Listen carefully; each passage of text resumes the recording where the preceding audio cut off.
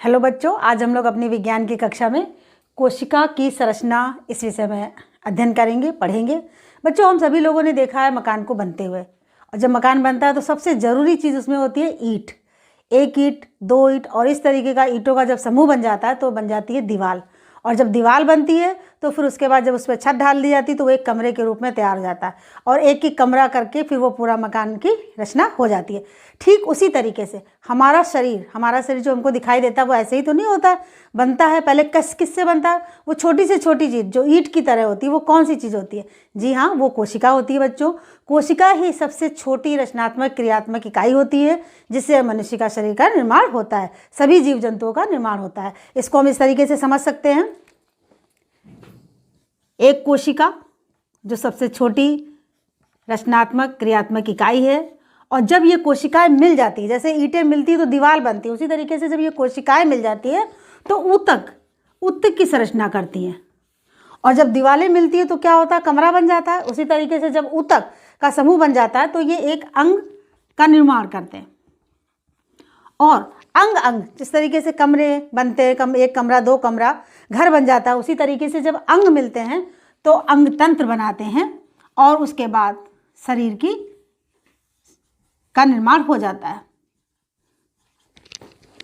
इस तरीके से एक पूरी जिस तरीके से मकान बनता है उसी तरीके से हमारे शरीर का निर्माण भी होता है। कोशिका जो सबसे छोटी इकाई है, उसके बाद कोशिकाओं के मिलने से ऊतक के मिलने से अंग का निर्माण होता है, और अंग के मिलने से अंग तंत्र, और उसके बाद शरीर का निर्माण हो जाता है। तो बच्चों, ये जो कोशिका है इसकी संरचना अब हम लोग पढ़ेंगे, विस्तृत से जानेंगे कि कोशिका में क्या क्या होता है। और दूसरी बात यहाँ पर यह भी समझ लेना बहुत जरूरी है, क्या सभी जीव जंतु कोशिका सभी में एक ही कोशिका पाई जाती है या कई कोशिकाएं होती है? तो बच्चों, यहाँ पर जानना जरूरी है कि कुछ जीव जंतु ऐसे होते हैं जिनमें केवल एक ही कोशिका होती है। वो जीवन की सारी क्रियाएं, श्वसन करना है, उत्सर्जन करना है, पाचन करना है, सारी क्रियाएं करते हैं।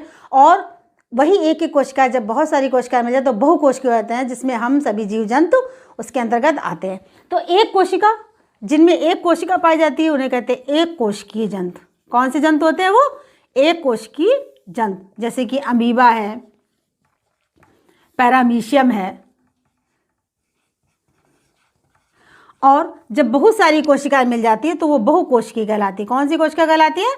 बहुकोशिकीय, जिसके अंतर्गत सभी जीव जंतु आते हैं। मनुष्य भी आएगा उसी में बंदर भी आ जाएगा, उसी में हाथी भी आ जाएगा, सभी जीव जंतु जितने पाए जाते हैं। तो इस प्रकार कोशिका का जो समूह होता है, एक कोशिकीय और बहुकोशिकीय, दो प्रकार की होती हैं। और अब हम पढ़ेंगे कोशिका की संरचना। बच्चों, आप देख रहे हैं कि एक कोशिका का चित्र है। इस कोशिका में सबसे बाहर की ओर देखिए परत दिखाई दे रही है, जिसको प्लाज्मा झिल्ली बोलते हैं। ये कोशिका का जो प्लाज्मा झिल्ली है, ये कोशिका को दृढ़ता और मजबूती प्रदान करती है। इसके बाद आप देखो, ये एक जो दिख रहा जगह, यहाँ पर एक द्रव्य भरा होता है जिसको बोलते हैं कोशिका द्रव्य। कोशिका द्रव्य के अंदर देखिए छोटी छोटी सी रचनाएं सब दिख रही हैं। ये सारी जो है कोशिका के कोशिकांग कहलाते हैं, जो कोशिका द्रव्य में पाए जाते हैं। कोशिका द्रव्य में पाए जाने वाले इन जो हमारे अंग हैं, इनके इस प्रकार देखिए, ये है केंद्रक जो कोशिका के अंतर्गत पाया जाता है। इनकी संख्या एक भी हो सकती है, और कभी कभी केंद्रक की संख्या एक से अधिक भी होती है। ये देखिए आप, ये रिक्तिका दिखाई दे रही है। रिक्तिका जो काम है वो पानी और लवण का बैलेंस बनाए रखना है। और यहाँ पर आप देख रहे हैं केंद्रक का जो कार्य होता है वो ये कि कोशिका की जितनी भी जैविक क्रियाएं होती है उनको वो नियंत्रित करता है मेन रूप से। और इसमें देखिए, ये उंगली की सदस्य रचनाएं दिख रही है, इसमें कुछ खुरदरी टाइप की है जिनको बोलते हैं, ये अंतःप्रद्रवी जालिका है। जो खुरदरी है उनको खुरदरी अंतःप्रद्रवी जालिका बोलते हैं। और ये देखिए, इनके ऊपर ये डॉट ऐसी नहीं दिखाई दे रही है, इसको बोलते हैं चिकनी अंतःद्रवी जालिका। ये जो है प्रोटीन संश्लेषण का कार्य करती है, और ये यहाँ जो केंद्रक के बाहर की रचना से जुड़ी हुई होती है उसकी झिल्ली से, और ये इसका आदान प्रदान में सहायता करती है। इसके बाद आप देख रहे हैं कि यहाँ पर ये देखिए माइटोकॉन्ड्रिया बना हुआ है। माइटोकॉन्ड्रिया को कोशिका का पावर हाउस भी बोलते हैं। ये छोटी छोटी जो रचनाएं दिखाई दे रही हैं डार्ट की तरह, ये राइबोसोम्स हैं जो प्रोटीन संश्लेषण का कार्य करती हैं। ये देखिए यहाँ पर ये हरित लवक यानी क्लोरोप्लास्ट जो पत्तियों में पाया जाता है, और ये प्रकाश संश्लेषण की क्रिया में सहायता करता है। इसके अलावा आप यहाँ पर देख रहे हैं कि ये गाल्जी उपकरण बना हुआ है जो पदार्थों का श्रावण करता है और उसमें जो है संश्लेषित करने का काम करता है। इस प्रकार ये पूरी कोशिका झिल्ली, और यहाँ पर देखिए एक ये लाइसोसोम्स बना हुआ है। ये पदार्थों जो कोशिका के अंतर्गत जो पदार्थ अपच होते हैं उनको ये पचाता है एक तरीके से। ये सुसाइड वाली बॉडी है जो बेकार हो जाती है, उनको ये पाचन करके उनकी समस्या को दूर करता है। इस प्रकार पाए जाने वाले हमारे कौन कौन से कोशिकांग हो गए, आप देखिए यहाँ पर चिकनी अंतःप्रदेवी जालिका, लाइसोसोम, खुरदरी अंतःप्रदेवी जालिका, हरित लवक, केंद्रक, गाल्जी उपकरण, ये केंद्रक की झिल्ली है जो सब चारों ओर पाई जाती है। ये प्लाज्मा झिल्ली, वाह्य कोशिका सबसे बाहर की ओर पाई जाने वाली जो रचना होती है, जो परत होती है। इसके बाद ये माइटोकॉन्ड्रिया जो कोशिका का पावर हाउस है। राइबोसोम्स प्रोटीन संश्लेषण का कार्य करता है, और ये हरित लवक और ये कोशिका द्रव्य। अब हम बच्चों, क्या सभी जीव जंतुओं में और पौधों में क्या एक ही तरीके की कोशिका पाई जाती है, पौधों में और जीव जंतुओं में, या कुछ डिफरेंस है? क्योंकि पौधे भी तो कोशिकाओं से, पौधों का भी तो निर्माण होता है। तो हम देखेंगे कि क्या पौधे और जंतु दोनों की पादप कोशिका में कोई अंतर है या नहीं। बच्चों देखिए यहाँ पर ये पादप कोशिका बनी हुई है और ये जंतु कोशिका बनी हुई है।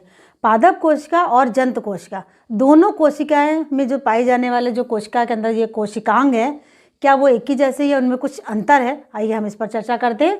देखो यहाँ पर बड़ी सी एक रिक्तिका दिखाई दे रही है, जबकि ये छोटी छोटी सी यहाँ पर रिक्तिका दिखाई दे रही है। तो पादप कोशिका में एक और बड़ी रिक्तिका होती है, जबकि जंतु कोशिका में रिक्तिकाएं छोटी और संख्या में कई पाई जाती है। यहाँ पर आप देख रही हैं ये हरित लवक जो प्रकाश संश्लेषण की क्रिया में काम आता है, लेकिन यहाँ पर हरित लवक जंतु कोशिका में नहीं पाया जाता। जंतु कोशिका में देखिए ये एक तारक केंद्र बना हुआ है जो कोशिका विभाजन के समय इसका महत्वपूर्ण इसका कार्य होता है, लेकिन तारक जो केंद्र होता है वो कोशिका पादप कोशिका में नहीं पाया जाता। सबसे बाहर की ओर आप देख रहे हैं यहाँ पर भी कोशिका भित्ति है, और इधर कोशिका भित्ति है, लेकिन इधर कोशिका भित्ति नहीं है। प्लाज्मा झिल्ली दोनों में पाया जाता है, लेकिन कोशिका भित्ति केवल पादप कोशिकाओं में ही पाया जाता है। तो ये कुछ मेन अंतर है जो पादप कोशिका और जंतु कोशिका को एक दूसरे से अलग करते हैं। आइए अब हम देखते हैं कि कौन कौन से पॉइंट अलग है, बोर्ड पर इसको समझते हैं। बच्चों यहाँ पर पादप कोशिका और जंतु कोशिका इन दोनों में अंतर लिखा हुआ है। कोशिका सबसे पहला है, कोशिका भित्ति पाई जाती है और यहाँ पर कोशिका भित्ति नहीं पाई जाती।